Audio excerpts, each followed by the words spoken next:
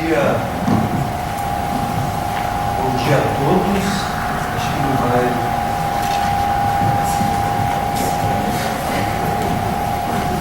Bom dia a todos e a todas. Eu quero agradecer o convite que fez o Eduardo, que estava se organizando, para apresentarmos os 40º encontros NIT. Esse tema que é tão instigante, tempo histórico, expressar a minha alegria por estar aqui com os colegas do GEIRA, Luciano, os conhecidos, e eu vou usar o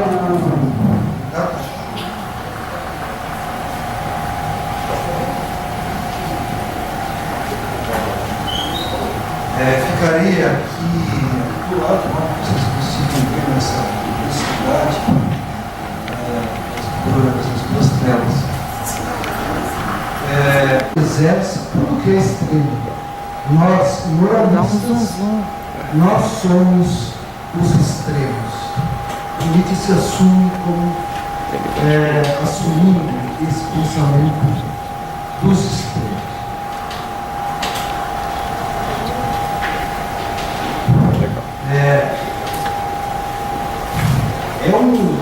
É uma questão complexa e desafiadora de trabalhar essa relação de tempo e niilismo.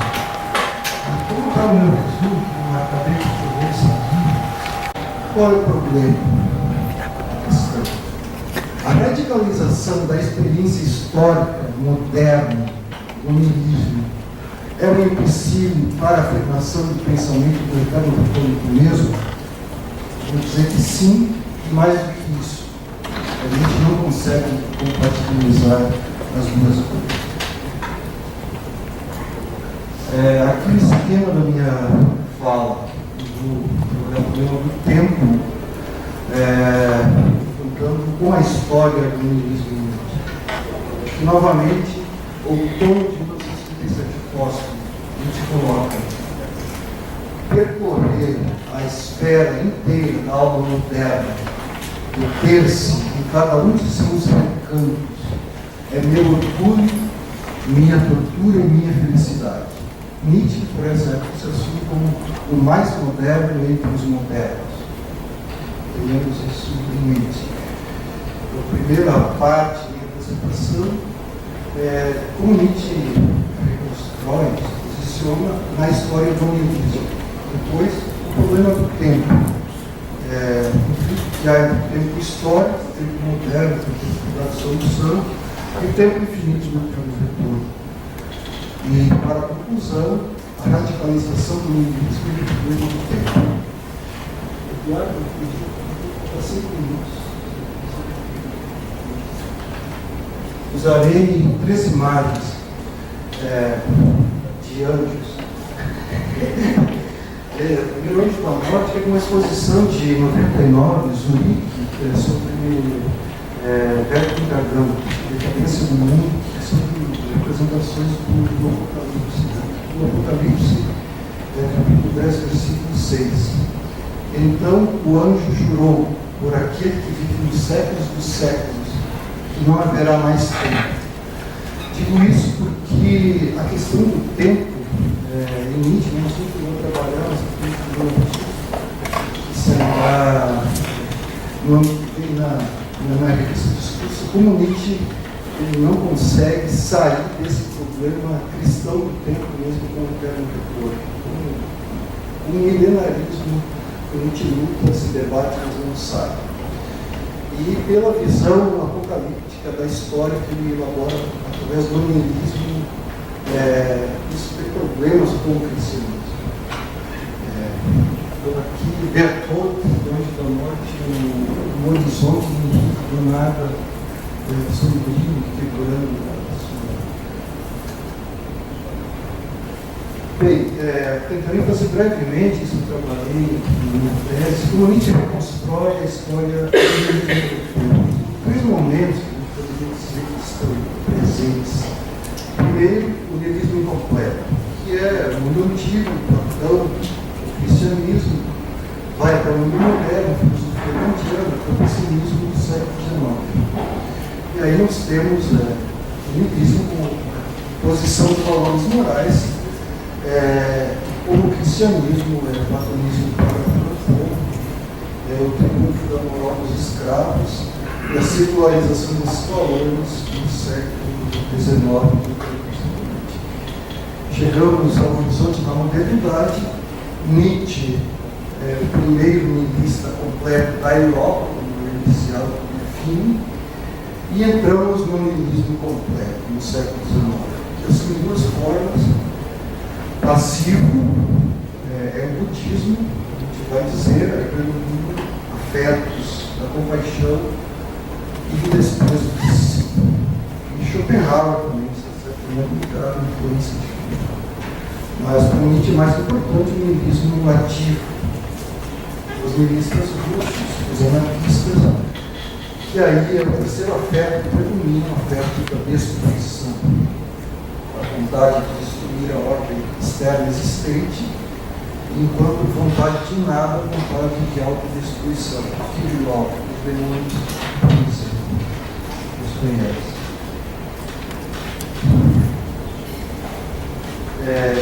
E com isso chegamos ao terceiro momento, o niilismo radical extremo, é o ponto de viragem que significa o auto-ultrapassamento da própria história da moral, que é a autossuperação do niilismo. Não vou falar sobre ele porque é o momento mais problemático do Nietzsche, que é justamente o caminho para a criação, para além do horizonte da modernidade e do tempo histórico.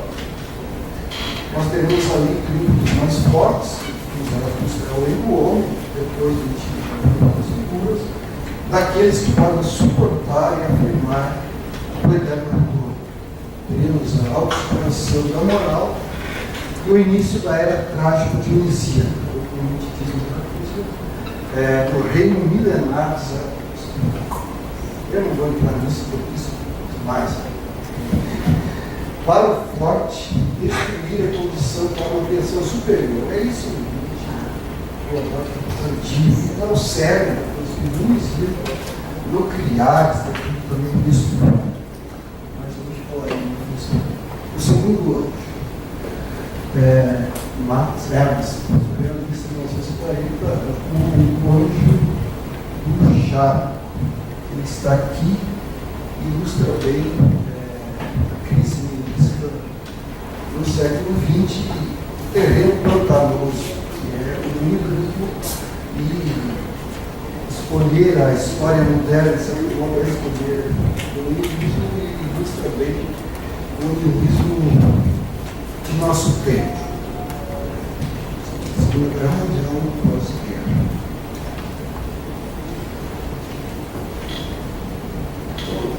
O niilismo, para Nietzsche, é consequência da desvalorização dos valores morais.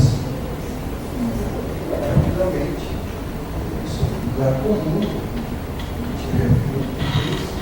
a interpretação moral do mundo é a raiz comum dos múltiplos processos de desvalorização dos valores e da natureza. O movimento do niilismo está intimamente ligado à história das morais, principalmente a forma de moral que foi no Ocidente, a moral dos escravos, a moral cristã, pretende ser a única interpretação moral do mundo. E com isso, a difusão, a proliferação do niilismo. Os valores morais niilistas se proliferam na política, da cultura, da religião, da ciência, da arte. E é isso que a gente vai desenvolver nos postos na obra publicada. Nietzsche usa uma perspectiva fisiológica médica, anamnese, diagnóstico, do niilismo. Rapidamente, isso tem a ver com a história do niilismo e o modo como, a partir da história, a gente reconstruiu o pensamento do niilismo. A partir do outono de 1875, na época desses postos, Nietzsche compreende o niilismo como uma doença da vontade humana que surgiu na antiguidade. Nós temos antes do cristianismo uns cínicos, uns céticos do antibetec. Pirronismo é uma forma de niilismo. Anamnésia refere-se à anarquia, ao empobrecimento dos instintos vitais que geram valores morais negadores da natureza. E aí o niilismo incompleto, longo período do platonismo, até a crise dos valores morais cristãos superiores na forma dela. É a meta-narrativa histórica universal que a gente faz no niilismo, que ela não é muito bem suportada pelo método genealógico, que quando Foucault faz uma genealogia do século I, por exemplo, é um genealogista muito mais rigoroso do que Nietzsche, por exemplo. Nietzsche interpreta a história em bloco e com o niilismo tem sérios problemas, lacunas nessa compreensão histórica. Mas não é o momento. Sobre a proliferação do cristianismo, principalmente, Foucault é muito mais genealogista do que Nietzsche. No sentido nietzscheano, genealogia. Bem, para Nietzsche, o cristianismo foi o grande movimento niilista da antiguidade. A moral cristã, com seus valores supremos, desencadeia o processo niilista. A morte de Deus, esse evento necessário nesse processo de humanização do mundo, e que expressa no auge da modernidade a derrocada de uma interpretação moral, que isso é muito claro.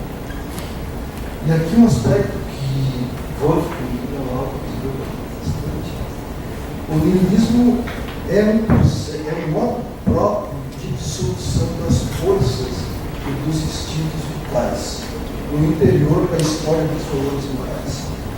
E é um processo que tem uma coesão, que tem uma vontade única, que é a vontade de nada. Isso é muito importante.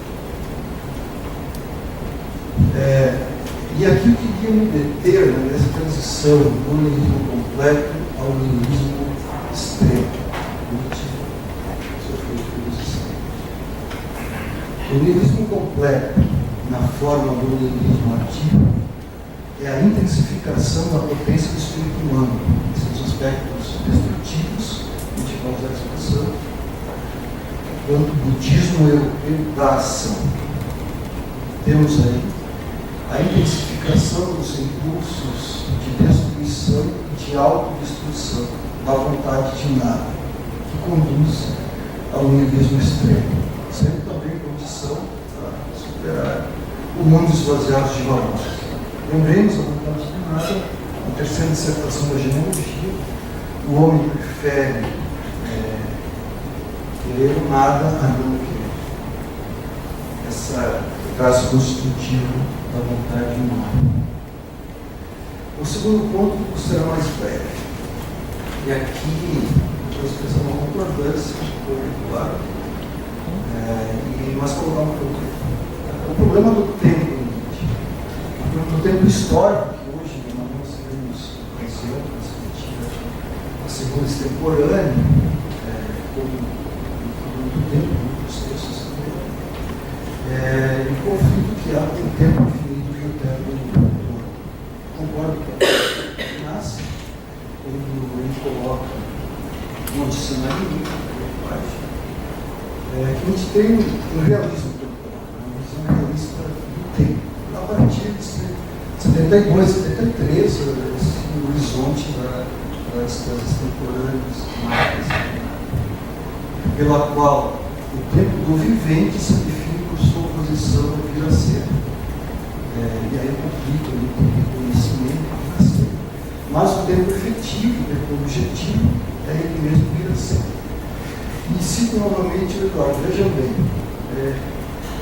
quando Nietzsche elabora a teoria das forças, 81, 82,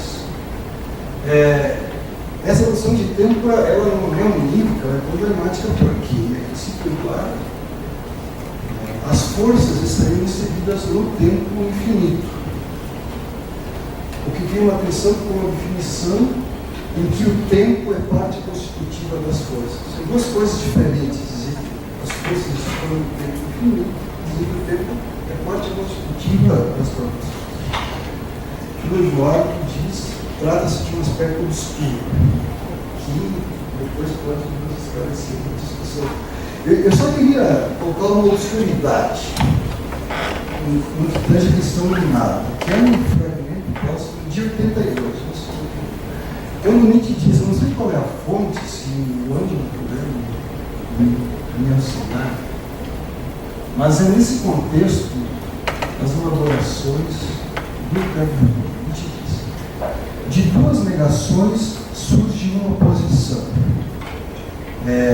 quando essas posições são forças. Então, da luz, luz contra a luz, surge a escuridão, o calor, o frio, etc. Para mim, isso é obscuro. Eu não sei o que Nietzsche quer dizer com isso. É um hegelianismo meio tosco. De uma negação, de duas negações, surge posição, mas que negações, e essas negações, as posições são forças, mas que forças, energia escura, de que diabos a gente está falando, para mim é obscuro, não sei qual é a diferença. Mas só para dar um exemplo desse problema que a gente tem com o seu conceito de tempo.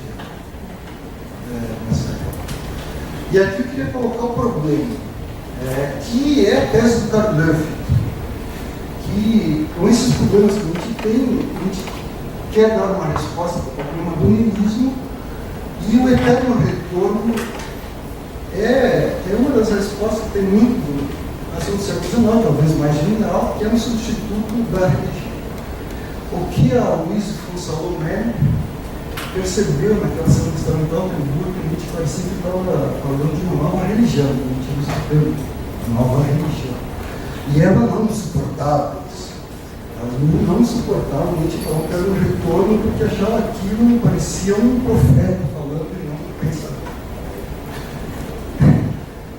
E eu concordo com isso. O problema é que quando Nietzsche tem uma noção problemática de tempo efetivo, como elabora as provas sociológicas do tempo, então essa compreensão de tempo efetivo é incompatível com a ciência histórica moderna da época, mas é compatível com as pretensões apocalípticas, eclesiásticas, messiânicas, ligadas ao pensamento do eterno, o aspecto religioso também. Substituto da religião. Quero dizer que Nietzsche está dentro de uma tradição humanista moderna. De modo como o Karl Löffel coloca, John Gray, mais heterodoxa, uma versão cristiana do eu criador da onipotência. Mas é um eu mais dinâmico, um eu que vai além de si mesmo, mas que o problema está colocado já no grupo dos pós-cristianos ligados a Jean Paul, o niilismo poético dos românticos. Uma tradição que Nietzsche não discute, talvez eu não conheça, mas o problema está aí, está à esquerda hegeliana, Nietzsche não se confronta diretamente, mas se tivesse confrontado, teria sido bem melhor para Nietzsche filosoficamente. Ele perdeu muito filosoficamente, porque é uma tradição muito rica, que Nietzsche despreza.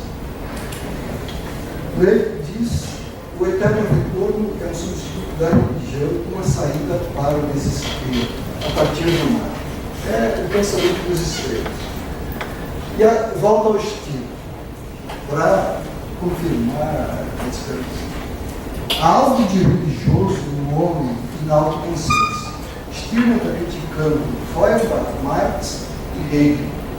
Há algo além do homem, mas usa o termo além do homem que era bastante usado na época. A gente não foi, circulava no grego, é muito usado. Veja bem, algo de religioso no homem, uma ideia fixa sobre o homem singular e íntimo. E Nietzsche, esse homem que vai além de si mesmo, ele está na tradição humanista que é o poder criador da vontade humana. E o núcleo da superação do homem está no homem. A gente vai buscar línguas extremas, mas é o homem, não é uma espécie, não é nada. E Nietzsche não se consegue livrar do humanismo. E por isso eu estou ansioso por o transhumanismo, porque o desafio é a despedida do humanismo. Morte de Deus ou morte de homem? Foucault talvez avance mais. Nietzsche morre de Deus, Nietzsche quer auto-superar o homem, mas ele permanece muito mais ligado ao núcleo humano do que ele quer de Nietzsche. É isso que eu vou posso ler conclusão, já devo estar nos últimos, na prorrogação de 5 minutos, mais, né? Tá.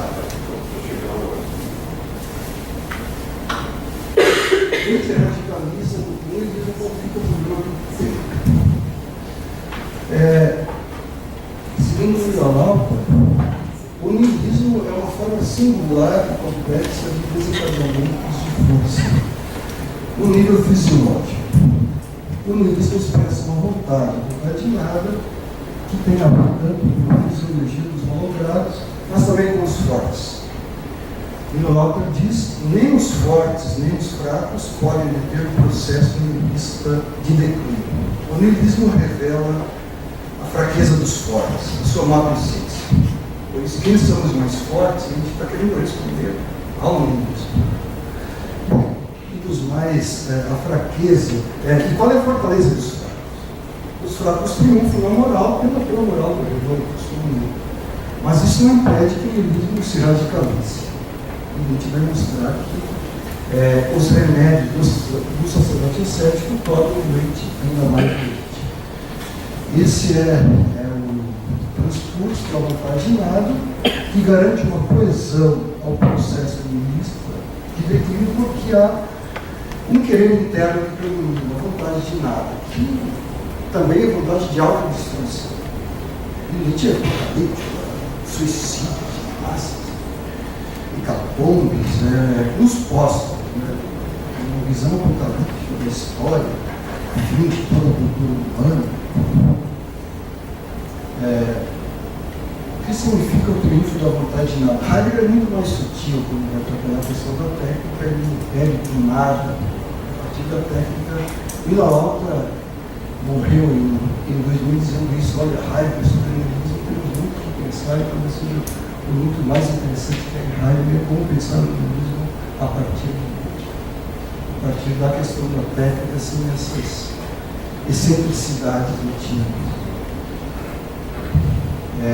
Bem, a vontade de nada triunfa sobre os instintos descendentes da vida, a vontade afirmativa de poder, e ocasiona um processo singular de desdobramento. E ninguém pode impedir isso. Qual é o experimento de Russas que a gente faz no auge da modernidade? Um experimento de pensamento. Lá no fragmento de Heidegger, Nietzsche recorre a um valor que identifica o poder para mostrar como se dá esse processo de dissolução da moral. E aí, o ceticismo de Nietzsche. Nietzsche prepara o anúncio do pensamento mais paralisante. Vai ser logo o seguinte: quando ele pensa no campo sem sentido sobre o ciclo do eterno retorno. Não é somente o mais paralisante, mas é o mais terrível dos pensamentos, que nós bem conhecemos para vocês. Pensemos esse pensamento em sua forma mais terrível. A existência, assim como ela é, sem sentido nenhum objetivo, mas inevitavelmente retornando, sem um final no nada, o eterno retorno. Esta é a forma mais extrema do niilismo. O nada, o sem sentido, nos vamos eternamente. O nada, o sem sentido, eternamente, a forma mais extrema do niilismo. E aí a gente vai seguir, logo seguir a hipótese científica cosmológica para testar a radicalidade. Não vou entrar aqui no que vem em seguida sobre a discussão com Spinoza, no niilista, mas queria colocar aqui o seguinte: que esse processo de autodestruição da moral, da vontade de verdade que é inerente a ela, invalida as formas de afirmação panteísta das religiões e também em Spinoza a necessidade lógica que preside todos a ética dos. Mas quero dizer que o experimento de pensamento que faz Nietzsche dirige-se a cada indivíduo singular, desafiando a sentir como bom e valioso em si, como algo seu, todo traço característico fundamental, mesmo os mais terríveis e insignificantes, que constituem o processo do mundo. Afirmar com prazer cada instante do mundo seria afirmar a totalidade do processo. Essa seria uma noção de eternidade que poderia dar muito sentido a isso, mas nessa noção de sempre eternas, Nietzsche, de tempo infinito, Nietzsche pouco desenvolve. E aqui nós temos o juízo final, os vencedores e vencidos. O pensamento do eterno retorno, esse pensamento infinito, pode ser um critério para distinguir as formas de vida afirmativas das nihilistas. Para o tipo de homem fraco e nihilista, pensar que tudo retorna eternamente é a forma mais extrema do nihilismo. Para o tipo de homem forte e afirmativo, o eterno retorno poderia ser a forma suprema de afirmação da existência. Mas o problema do tempo de dissolução da modernidade, porque Nietzsche encarna também, estou chegando no final, a consciência moderna da época, a percepção dolorosa de que a modernidade é um tempo de dissolução, ou seja, a finitude e fragilidade de todos os esforços humanos, que são corroídos pelo poder inclemente do tempo histórico. E algo que já a esquerda hegeliana elaborou, a esquerda, bastante profunda. Eu interpreto que Nietzsche busca e encontra um ponto de fuga para o problema do tempo, ao tentar superar a finitude humana no círculo do eterno retorno do tempo infinito. Mas o preço que ele paga é muito alto. Ele precisa radicalizar a história da moral como a história do nihilismo, da desvalorização dos valores morais para implodir com o próprio movimento histórico, evolução apocalíptica do fim histórico. E essa metanarrativa histórica diz respeito a todos os homens submetidos à moral. Chegamos ao limite da negação extrema, do poder mágico da negação, e que surgiria salvação aos poucos eleitos, aos mais fortes, do pensamento supremo afirmativo. Então, esse experimento, é preciso experimentar o cerne do tempo que retorna eternamente de uma forma mais extrema do nihilismo.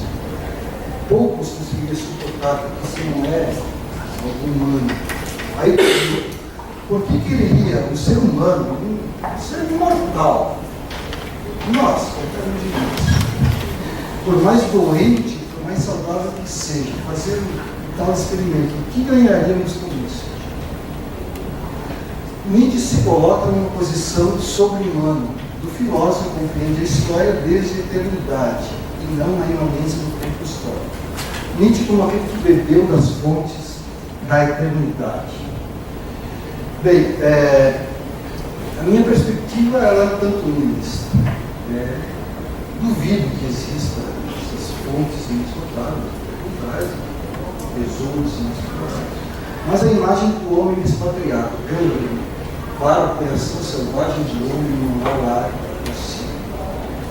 Esse homem expatriado se depara com aniquilamento, com a profusão de artefatos técnicos, e a experiência mais original é a de penetrar no outro do gás de ruínas.